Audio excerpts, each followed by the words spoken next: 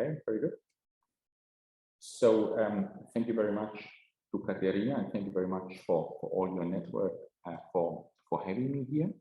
I'm very pleased to be in Athens, despite the problems which travel currently involves. Good. So I want to speak about central banks in Southeast Europe in the interwar period, and I want to focus on the interplay between domestic and international constraints. And in fact, my main focus will be on the international constraints of the 4 central banks at that time.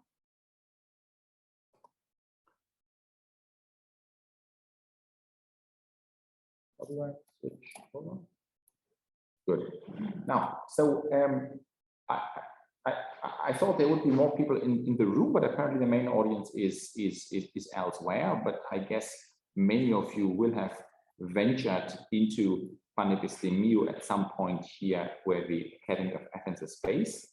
And sort of when you walk up and down the road, you really see a lot of very important names of Greek history, including Greek political, financial, and monetary history. And then there are some smaller names that perhaps not everyone recognizes. And one of them is this person here. And we want to ask who he actually was and why he deserves no less than the street in which the side entrance of Greece's central bank is based. Okay. And then another question that we want to address in this presentation here today is the question, well, why do we actually have a central bank in this country which gives its name in 3 languages on the entrance? This is very unusual. It's not unheard of, but it's fairly unusual, and it clearly relates to the interwar period, which is when this institution emerged. Good. So the point I want the third point I want to make is the following one. Okay, so there are big names which we all know from Greek monetary history, most importantly, Trikoupis and Venizelos, 2 important prime ministers of the 1870s and 1880s, 1890s on the one hand, and then the early 20th century and mid 20th century on the other hand. But is there anyone missing among the streets you have? And I will actually propose a specific name of a person who I think is severely missing in the public recollection in Greece. Good. Now, what I'm presenting today goes back to some of my research, not all of which is really from the recent years. A lot of this research was conducted in the early 2000s, to some extent in terms of focus, in terms of interpretation, perhaps reflects some of the specific interests which foreign researchers had in the early 2000s on the Greek case.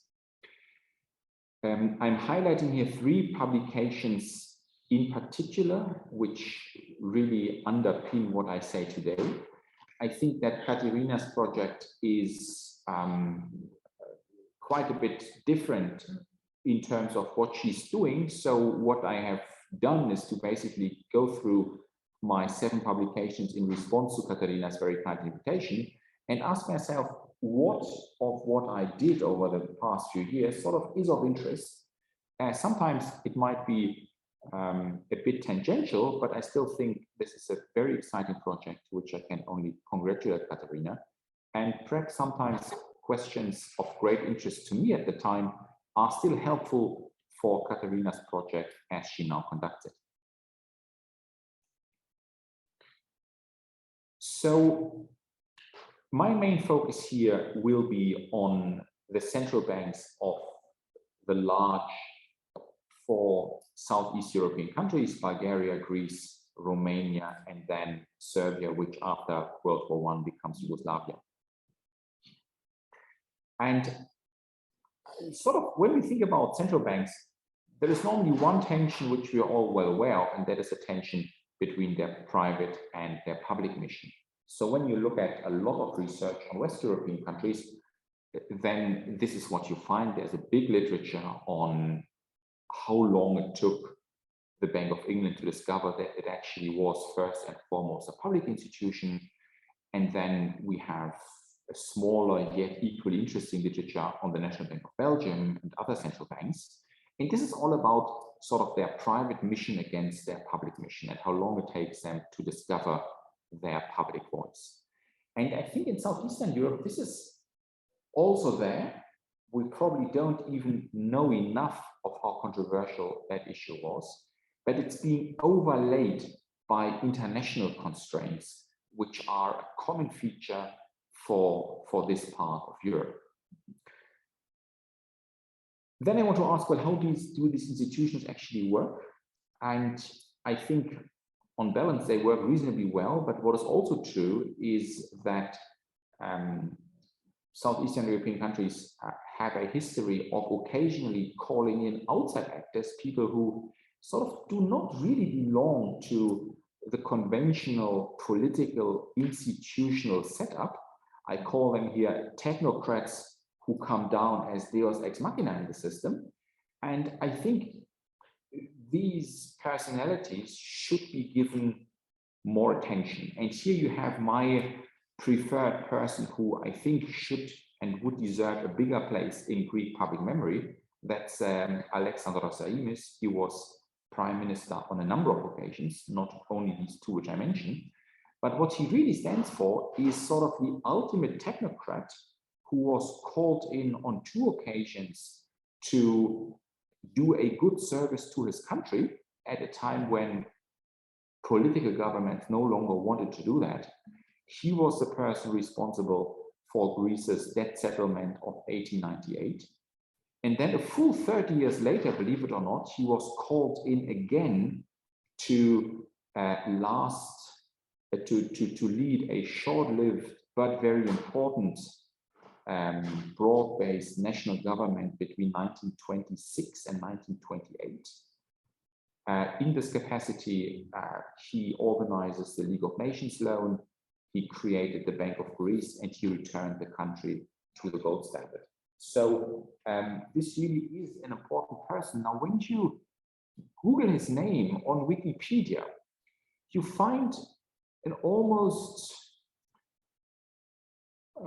you find a very, very short entry. So when you compare that with his achievements, or when you compare this with entries for other politicians, which have more of a party political basis and who perhaps have better access later on to funds to be recollected, then it's really kind of sad how little is actually known of Zaimis. And on that level, I think that whenever you have a country where technocrats are called in at a specific point in time, you really wonder, what does it mean about institutions?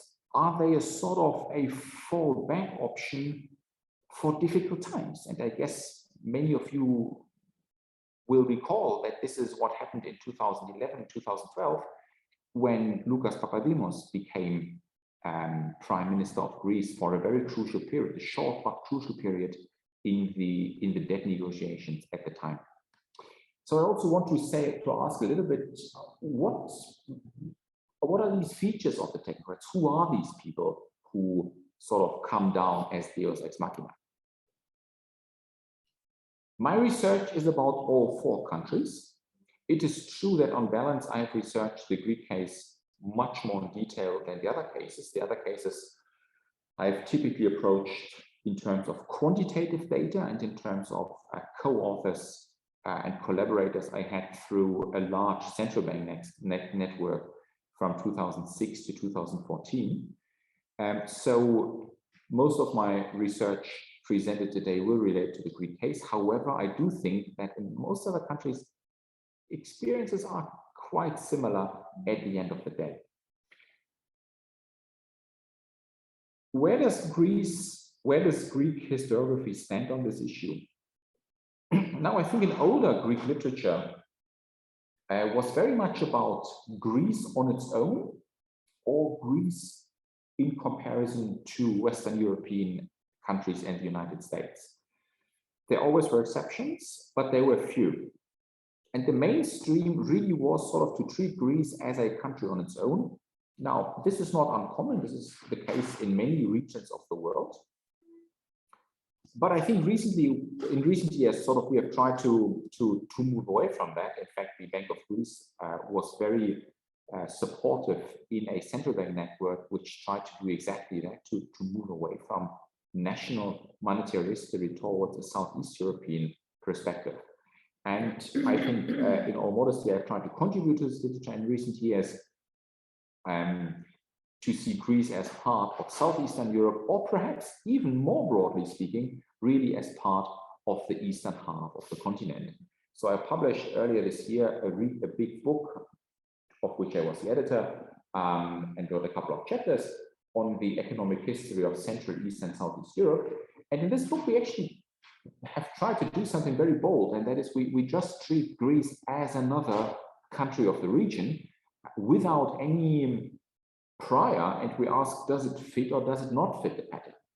And when you look at the 16 book chapters we wrote, we basically find that really until World War II, Greece follows by and large a standard regional pattern. And it's really only after World War II where the country sort of then, as it remained in the Western camp, takes a different economic development, and on many levels has continued to do so since the 1990s as well. Good. Whenever I'm short on time, you need to let me know.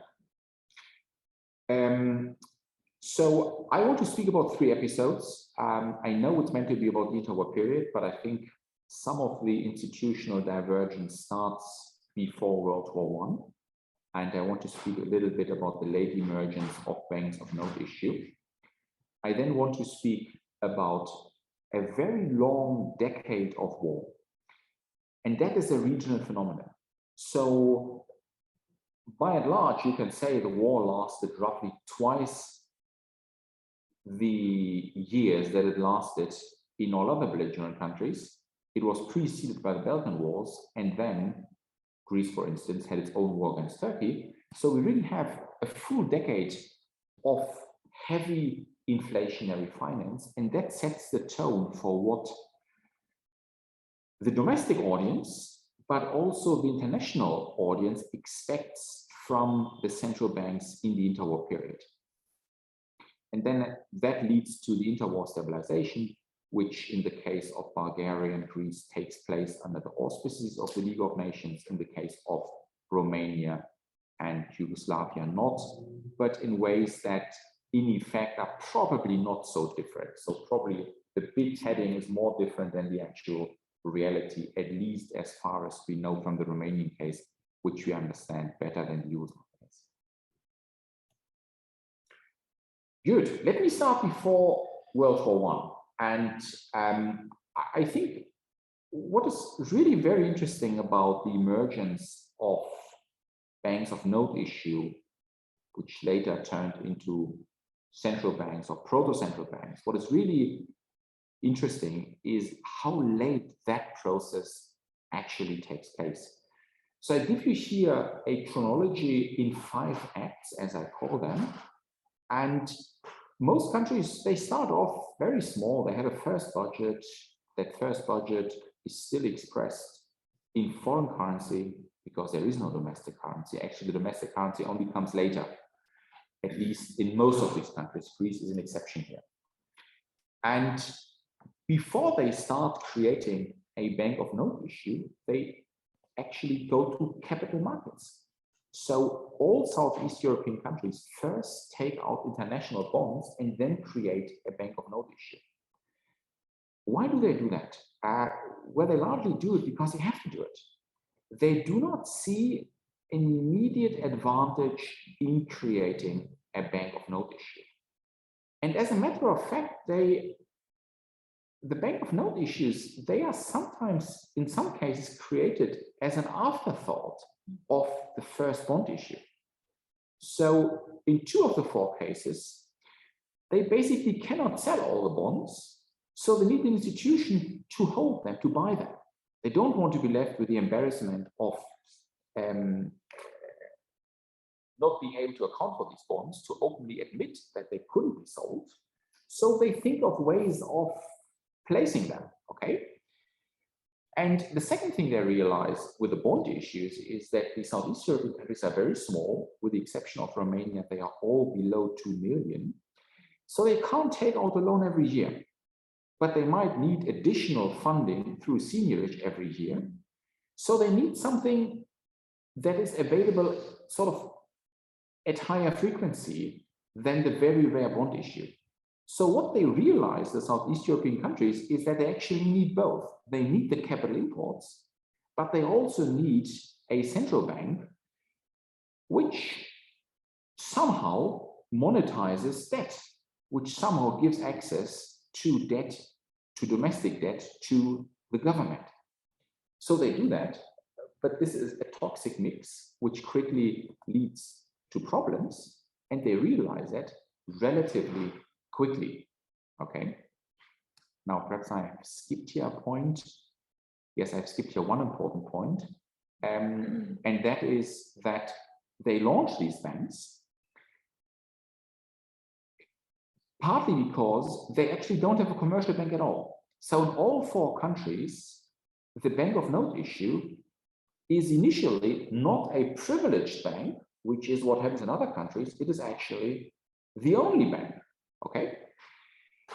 That means that in the balance sheets of all banks, we see a lot of long-term lending from day one. And they never really move out of long-term lending from what we know. They try to reduce it, but they never move fully out of it. So they never really start off as classic central banks, which are meant to operate at a maturity of 3 months and no longer. Having said that, we don't know an awful lot about their commercial activities. This is a very sort of time-consuming field of research. When you look at early 20th century descriptions, at international descriptions, so for example by Conant, they basically describe blocked balance sheets. So they don't find very good words for the Bulgarian National Bank. They say they have so much long-term lending that short-term lending becomes complicated. They attribute the hybrid version of the gold standard, which Bulgaria conducts, to that high level of long-term lending, which is not what a central bank is supposed to do. So these central banks, they start off on a wrong footing because of that commercial side, but also because the government quickly brings them under pressure. At the same time, they also take out foreign loans, so they combine capital imports and debt monetization in unhealthy ways. And actually, for both Greece and Serbia, it does not take much more than a decade to end up in default. Okay. So Greece is readmitted to international capital markets in 1878, and 15 years later it defaults. Bulgaria, Serbia does the same thing in about the same time span. Bulgaria is a different case. Bulgaria is a really interesting case because they pursue something which you could call preemptive financial supervision. So their debt levels remain far below Greek and Serbian debt levels, but financial markets sort of become a bit lukewarm. So the French tell the Bulgarians, well, if you want to place another bond in Paris, then please kindly submit to some form of supervision by the French government. How do the banks of note issue react to that? I think the banks of note issue react to it in a very clever way. They say to themselves, well, the government is above us, there's little we can do. However, we can try to use these foreign supervisors as our allies, as ways of making them pressurize the government more than they pressure us. So what we see emerging very clearly in Greece, and I think even more clearly, or at least better studied in the Serbian case, is a very interesting triangular relationship in which you have one international institution, so that committee of foreign governments called the international supervisors on the one hand, and then domestically you have the national bank and you have the government. And in the Serbian case, for instance, the Serbian National Bank pulls it off to actually get a voting right on the committee of bondholders. So they present themselves as the more reliable partner to cooperate as opposed to the Serbian government.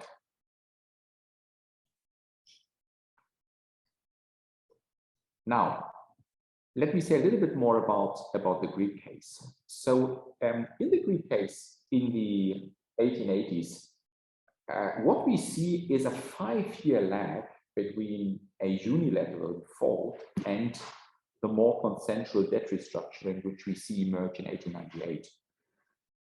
And actually, for a few years, there's hardly any urgency. They don't worry too much about it, including Trikoupis, who has always held out in the recent Greek historiography as a sort of more outward-looking, more cosmopolitan in nature. And it really only is defeat in the Greco-Turkish War of 1897, which forces another tact. And on this occasion, Greece pioneers something which it then does again in the interwar period, and as I said before, again does in 2011. They basically, when it really gets difficult, they hand over, the political class hands over to a technocratic government. In this case, that was headed by a rather young politician, Alexandros Zaimis. He was still in his what was he, in his 30s, 40s at the time. And he tries to draw in other people of a similar outlook. So how could you describe these people? So these were Greeks who had studied abroad. When you look at the biographies of Streit and other people, they were often half foreigners. So they had a lot of exposure to the foreign world, and they thought they were better suited to pull off a consensual debt restructuring. It's also quite interesting to see how they actually presented the case to Parliament. So Parliament was very hesitant to sign up on the debt restructuring, let alone on the foreign supervisors. So the International Financial Committee does not receive any good words, and the only one who sort of presents it as the best thing you can do in a difficult situation is Zaimis, is the finance minister Streit. So I went through all the protocols of the Greek parliament, and it's very interesting how they argue. And sort of the ultimate weapon that Streit pulls off is he says, well, look, if we ever want to return to the gold standard, we have to reduce currency circulation. This is exactly what the foreigners ask us to do. So this is actually the best way to return to the gold standard. So in my reading of the 1898 agreement, this is a relatively clear path towards resumption of convertibility, or at least towards the gold standard, as it then happened in 1910.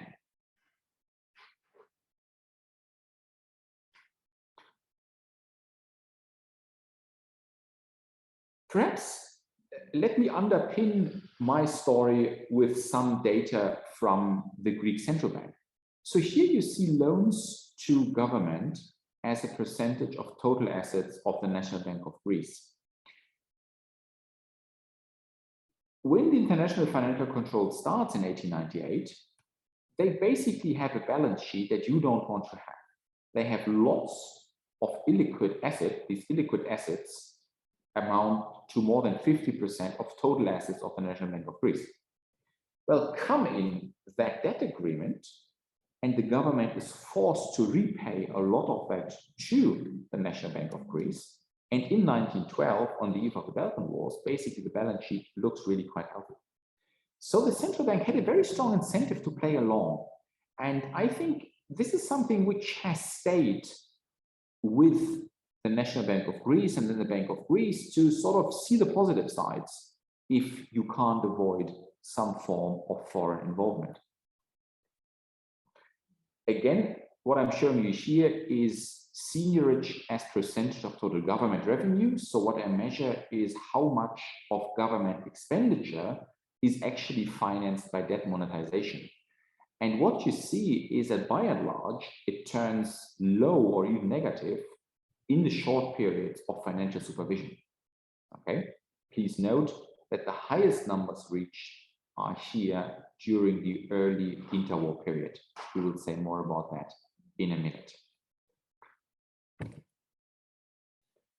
Well, not surprisingly, a lot of Greek colleagues have actually taken this view. This is particularly pronounced among in-house historians of the central banks. I'm giving you here the warm words of Sofia Lazaretu on the 1898 agreement. We find the same thing for the Bulgarian case by scholars like Rune Avramov, who for many years worked with the Bulgarian National Bank. But you can find it more broadly. So you also have it in Pepe Lassis Minoglu and Dritsas.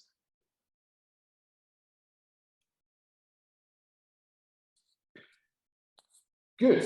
So we have that stabilization in most Southeast European countries shortly, sort of in the decade leading to the Balkan War. And all that is then basically goes up in flames, and it goes up in a war period, which is roughly twice as long as it is in the rest of Europe. And it is not only the war. The war devastation, of course, is a big, big problem. It's just too long and it's just too serious, but it's not the only thing. We have the refugee issue, and not surprisingly, most of the first bonds that were taken out by the League of Nations relate to the refugee settlement. This was the first big issue, and was also an issue where it was very easy to get broad public support and broad international support. Rearmament, of course, was already much more controversial, and domestic governments tried to label the bond in different ways and then use it partly for rearmament purposes. Last but not least, let's not forget that most Balkan countries underwent very substantial territorial enlargement. So yes, when you look at Greece, you can say Greece lost something in 1922, but you can also compare Greece in 1922 to Greece before the Balkan Wars, and then you will see the country more than doubled in terms of size and population. So Greece really was refounded in the interwar period, but so were Romania and Yugoslavia. So basically all the Balkan countries, they undergo a dramatic change in the interwar period, and that costs a lot of money in a situation where most countries have run out of funds.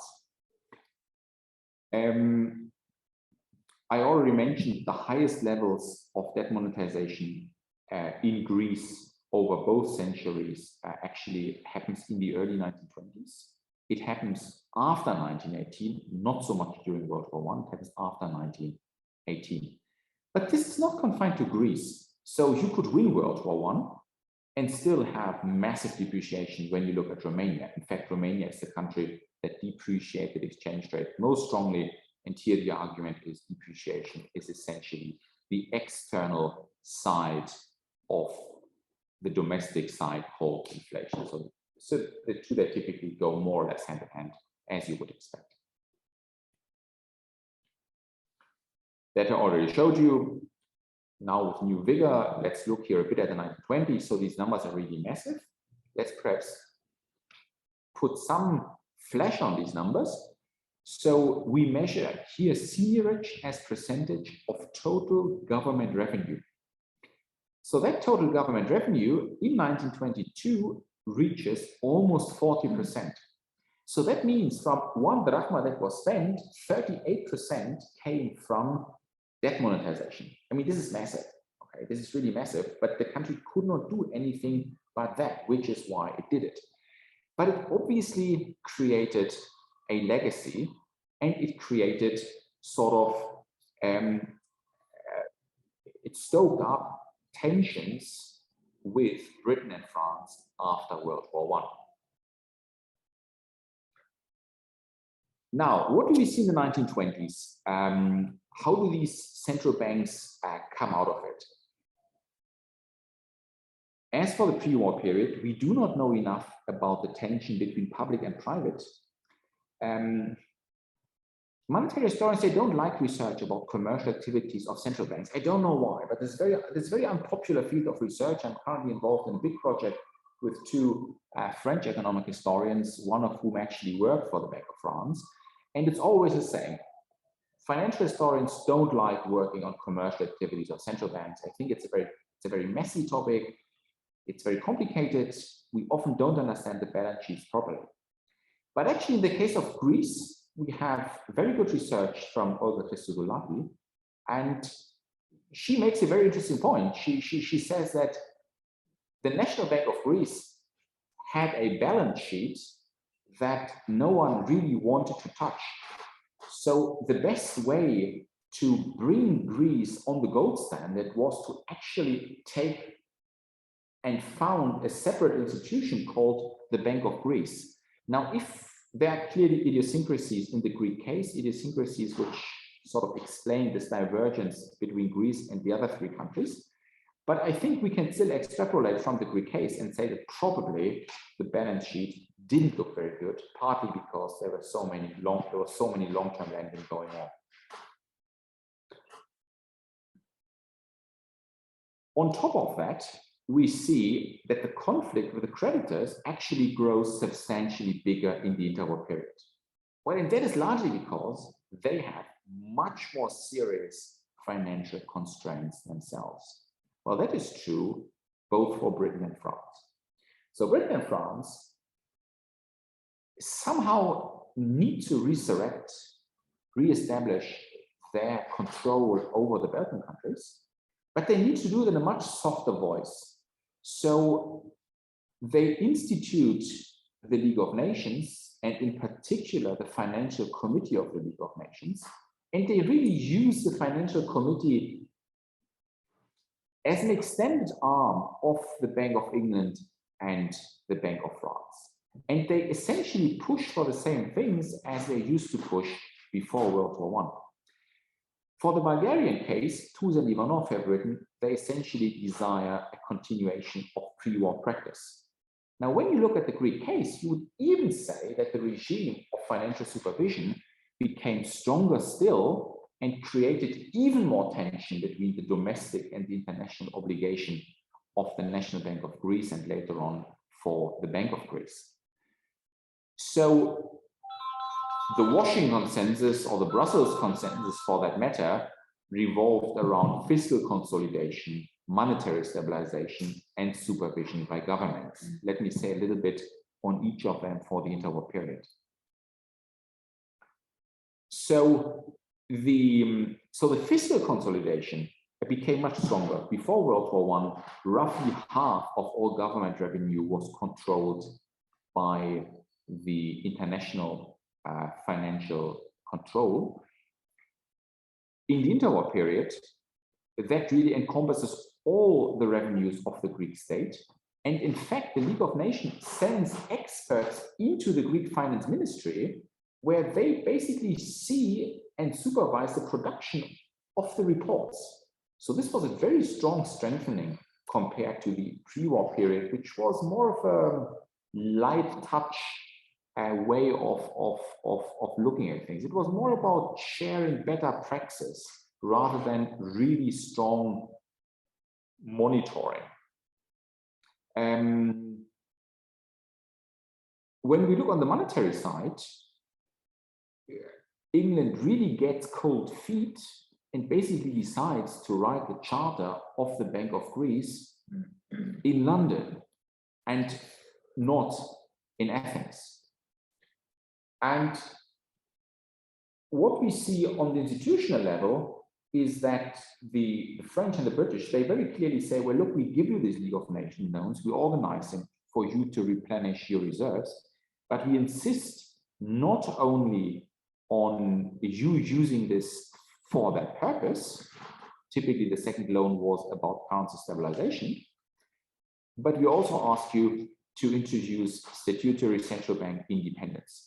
This was sort of the general policy in the 1920s. This was not common to Southeast Europe. What was special about Southeast Europe is that it came with that supervisory element in itself. Now, probably they had some reasons to be sort of skeptical. I mean, Greek interwar political history is very complicated, both domestically and foreign. Let me just remind you of some of the elements. They found it even more difficult to actually sort of create stable governments in the interwar period. So I think I once counted that. I think there were between 26 and 35, there were 34 governments in 13 years. So this is really a rapid turnover of governments, especially in the 1930s. the national schism remains. Greece becomes what Mavrocordatos called a stillborn republic, and externally, the country initially is shut out of capital markets because the French and the British are unhappy with the way the Asia Minor expedition develops, with the abolishment of monarchy, and then, of course, with the short-lived dictatorship of Angelos. So what happens? Well, they fall back again on Zaimis, and they ask Zaimis to form a broad-based government. He was seen as the one person who could transcend the national schism, even if only for a short period. So we see again such a government doing the tough work between 26 and 28.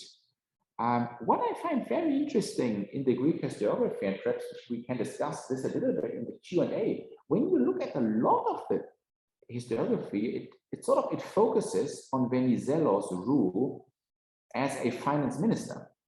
Well, yes, he was the finance minister, but the prime minister was actually Zaimis.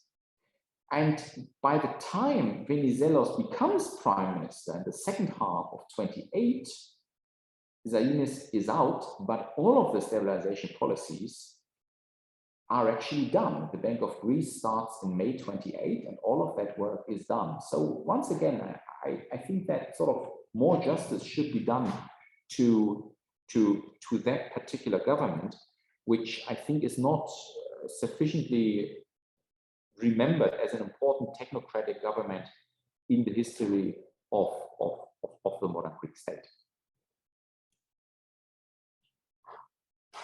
Good. Let me conclude. Yes, Greek and Southeastern European banks of note issues share many of the characteristics of early central banks, and we want to know more about that. But I think from early on, from the 1880s, this gets overlaid by an international dimension, which is very, very important. And this brings me back to the picture I showed initially. It mentions this Edward Law. He gave his name to the street, to the side entrance street of the Bank of Greece. Well, he was the person who actually headed the International Financial Commission of 1898. Central banks operated very cleverly. They tried to defend their territory, and they typically, in the four countries, tried to use the foreigners as a disciplinary tool against the own government. What we want to know more about is sort of the role of technocrats and perhaps the interplay of technocrats and central banks. I think that is a story to be written. Perhaps that story is much broader than Greece and Southeastern Europe. Italy comes to mind, where the same thing seems to have happened on occasions, but we need to know more about it. And writing about Greece from a distance, I think it would be really good to know more about these technocrats and not only about sort of yet another volume about people you already know a lot about, such as Trikoupis and Venizelos. Thank you very much, and I'm looking forward to your questions and comments.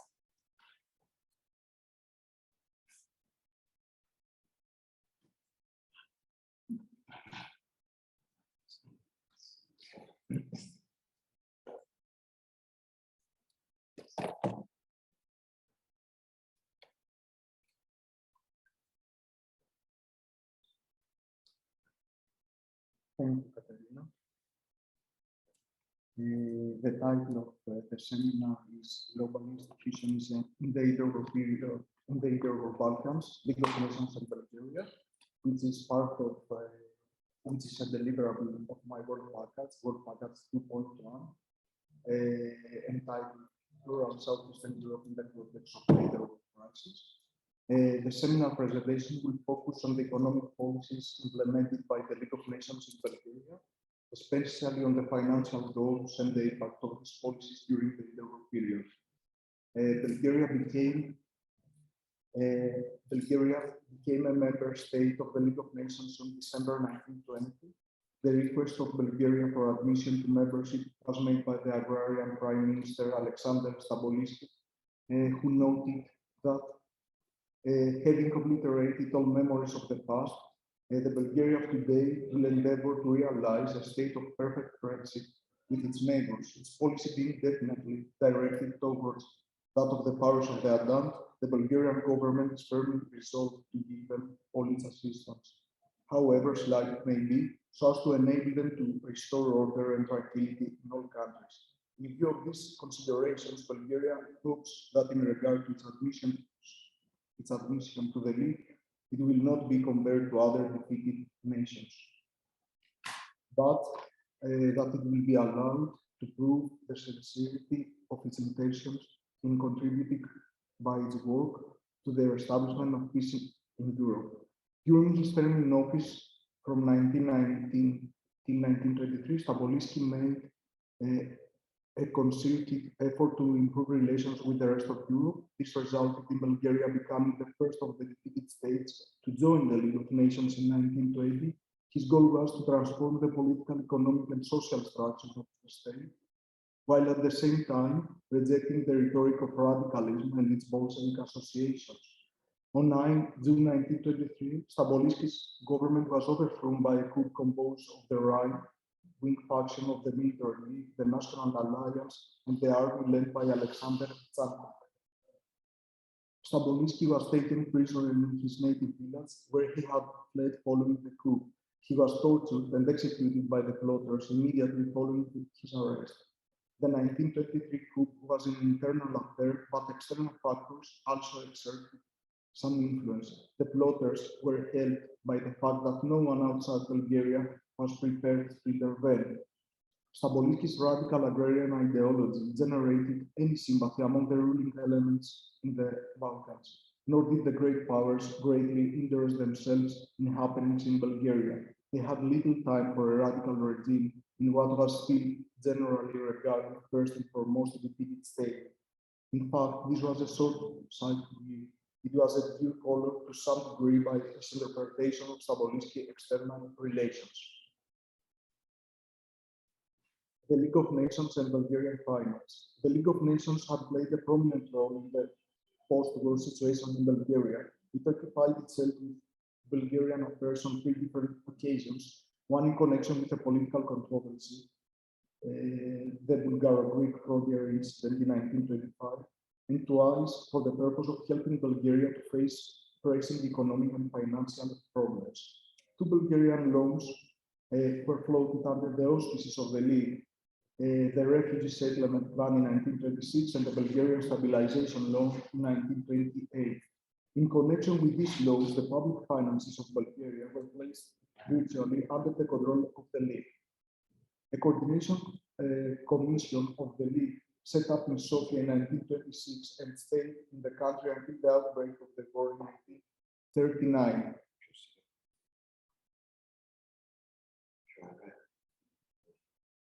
The commissioner had to submit a report to the Council of the League of Nations at least every 3 months. The first quarterly report was edited on November 23, 1926, and the last on November 14, 1939. Commission's reports portrayed the state budget, the public debt, the currency of credit, the economic situation in the country, and to the above-mentioned loans granted to Bulgaria by the League. Bulgaria is characterized as a primitive economic community. She had almost no invisible exports, almost no foreign assets, and was obliged to acquire the exchange she needed by exporting primary product. Bulgaria was more dependent on agriculture than any other country in Europe, as we see in Table 1.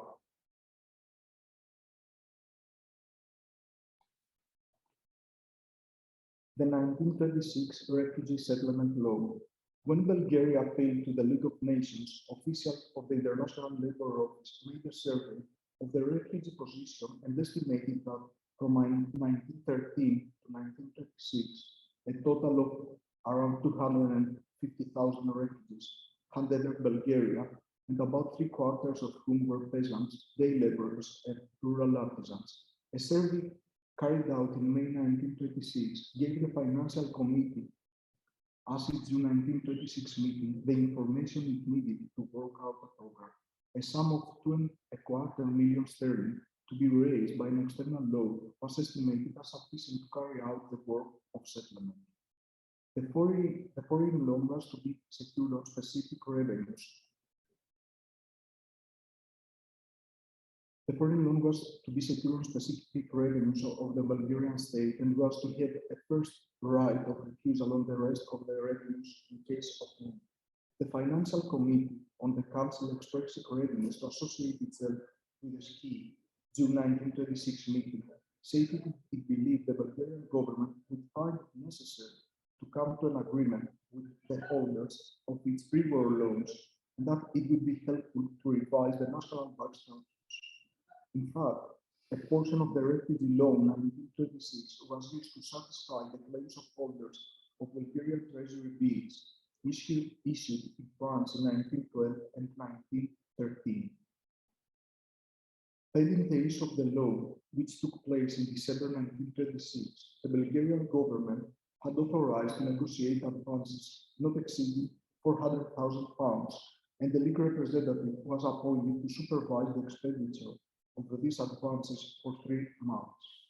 A protocol was signed between the Council and the Bulgarian government on September 8, 1926. On the previous day, the Council had appointed as commissioner Mr. René Sarras from France, who was already acting as agent for that process. The protocol provided that the commissioner should take control of the funds made available for refugee settlement and that he should engage the staff he required.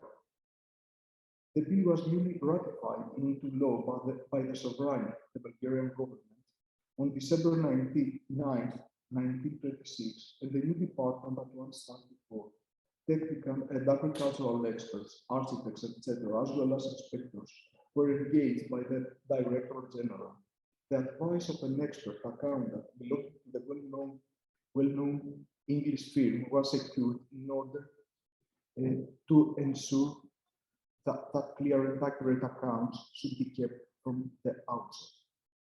Indeed, by the end of the summer of 1927, a good start had been made, and 2 years later, the commissioner was able to say in his 12th report that the problem was gradually solved.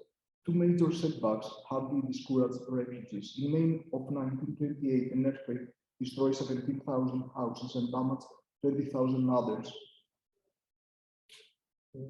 Over 150 localities. Also, the 1928 and 1929 harvest was dismal. In the autumn of 1931, when the scheme had been in operation for 5 years, the work was practically finished. And the Commissioner's 22nd report on April 1932 contains a condensed summary of what has to be done. The Stabilization Law 1928. In September 1927, the Bulgarian government first appealed to the League Council for specifically financial advice. The review of the situation led to the adoption of a protocol signed on March 10, 1928, incorporating a financial reconstruction scheme based on foreign loan to produce £4 million, later increased to £5 million, secured for the customs revenue. In order to safeguard the National Bank's independence, the government agreed to appoint a technical advisor who was also commissioner.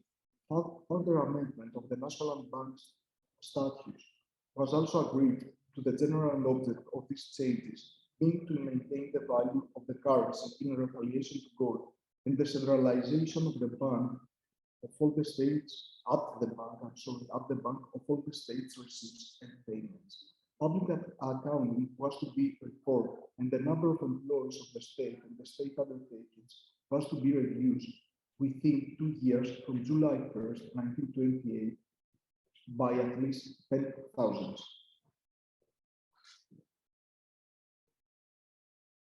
The economic intervention of the League in Bulgaria, the National Bank. The revision of the National Bank statutes was recognized as necessary by the Financial Committee at the very beginning of its collaboration with Bulgaria, before the issue of the refugee law 1926 could be undertaken. In consequence, a bill was voted into law by the sovereign on November 5, 1926, the full text of which is reproduced in the Commissioner's first report. It follows the line that had been laid down for central banks as already applied in Austria and Hungary and shortly after to be adopted in Greece. In May 1930, the Commissioner was able to report that the banks had the credit situation in hand.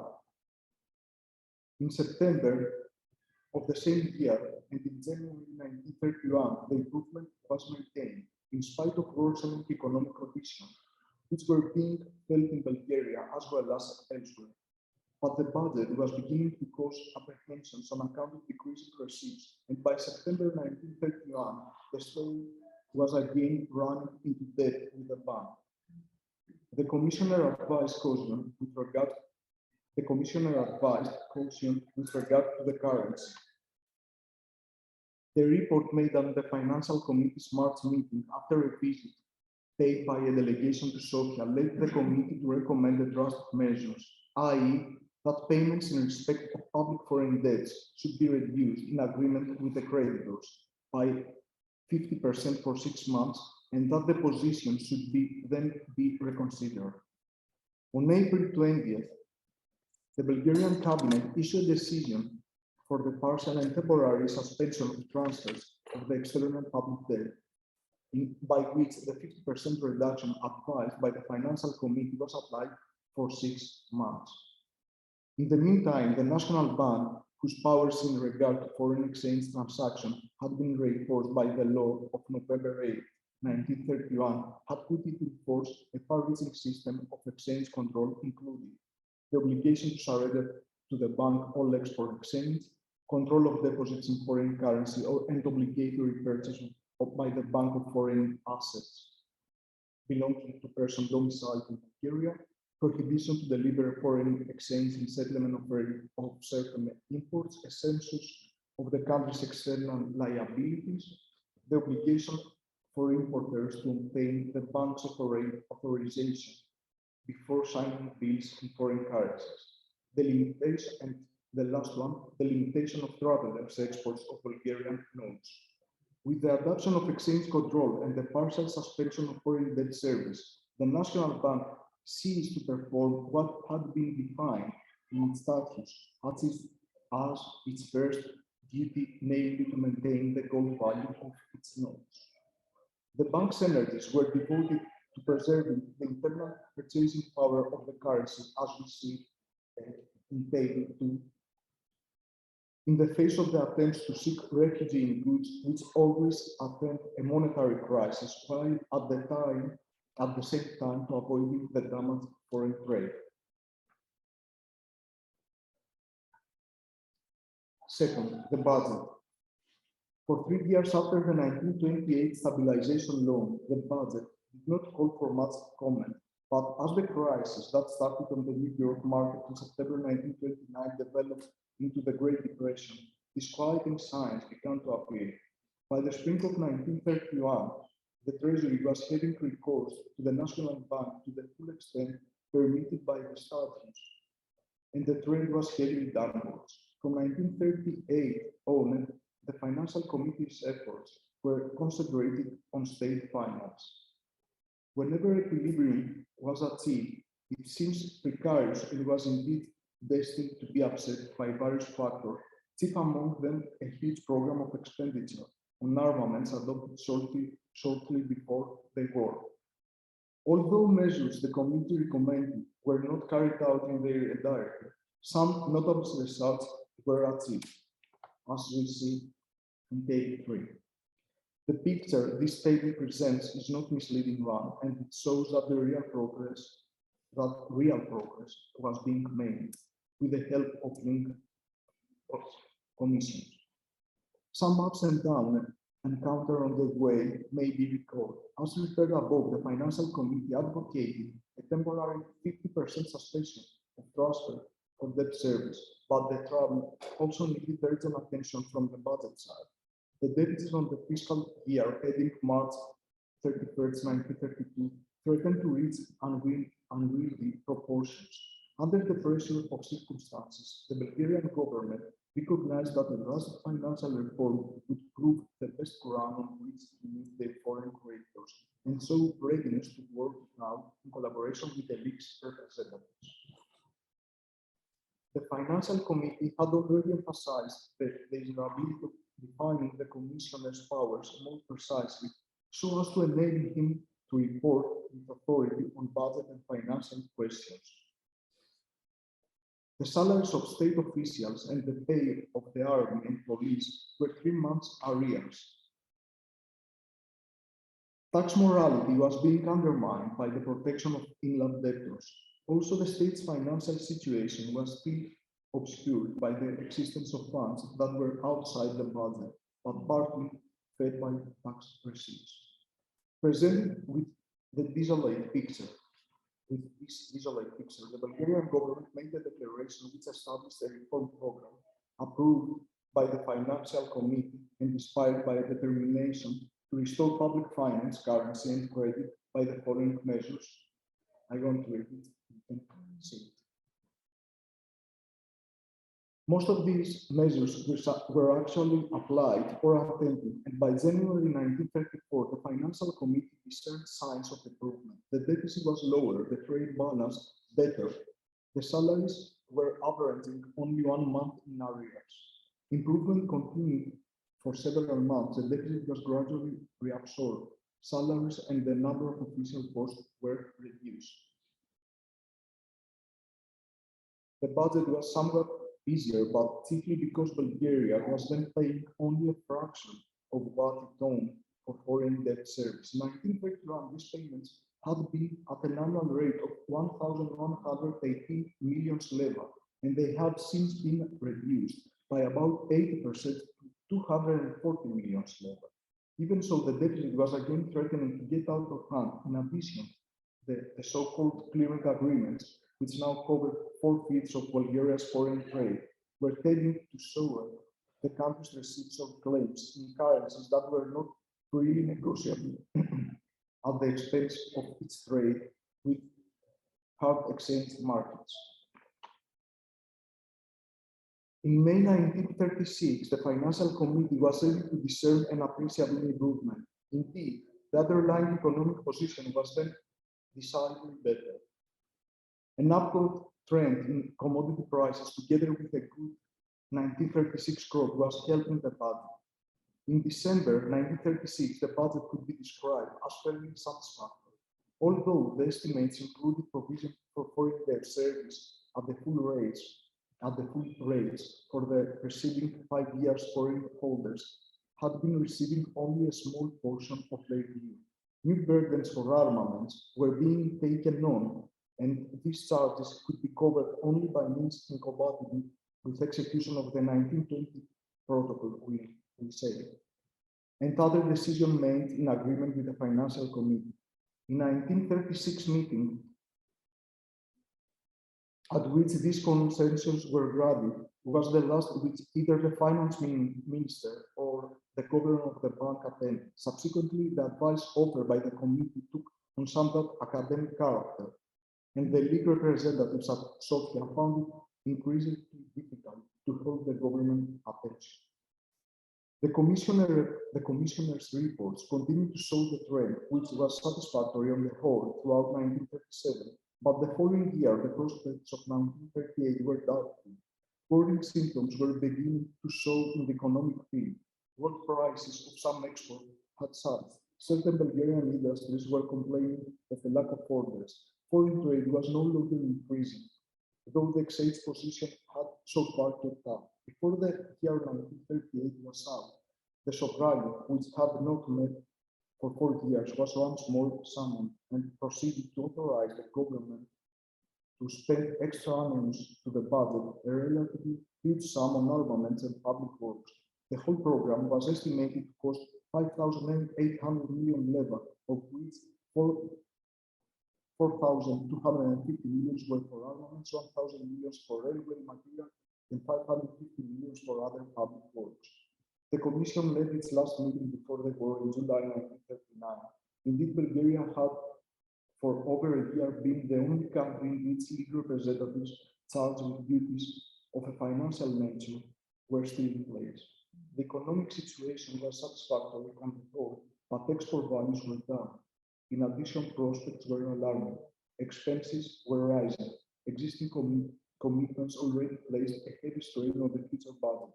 Any further increase would greatly endanger the results of financial reconstruction, not to mention the program 5,800 million leva expenditure that had been voted at the end of 1938. The commissioner and the back advisor resigned and their posts were suspended as from June 1st, 1940. The commissioner's 52nd and last report bears the date of November 14th, 1931. This is the bibliography I used. I based on the 52 reports of the commissioners of the League of Nations. And in the end, this is the list of League of Nations commissioners and advisors at the staffs in Bulgaria from 1926, Mr. Sadov Prokhorov, till the end of 30s. Thank you.